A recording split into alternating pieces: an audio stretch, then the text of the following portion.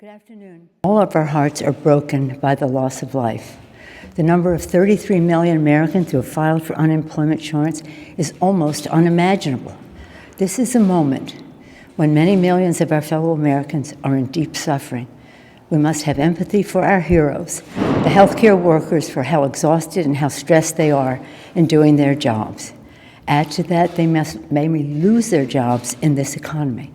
We must also empathize with the pain of families who do not know where their next meals are coming from and how to pay next month's rent. It is imperative that we address the needs of the American people with clarity on how we proceed.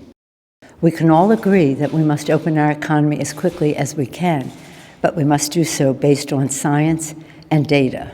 The key to opening the door is testing, tracing, treatment, and social distancing.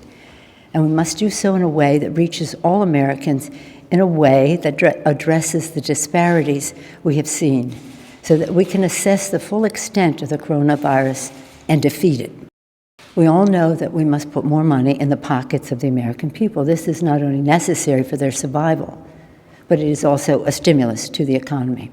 Direct payments, unemployment insurance, rental and mortgage help, and food and student loan assistance, among other things, are essential to relieve the fear that many families are facing.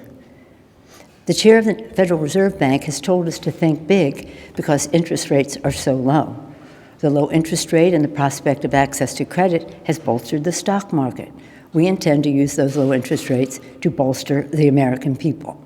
We must think big for the people now, because if we don't, it will cost more in lives and livelihood later. Not acting is the most expensive course. We are presenting a plan to do what is necessary to deal with the corona crisis and make sure we can get the country back to work and school safely. We must all take an extra moment to understand the numbers we are seeing, which are the most overwhelming in our lifetimes.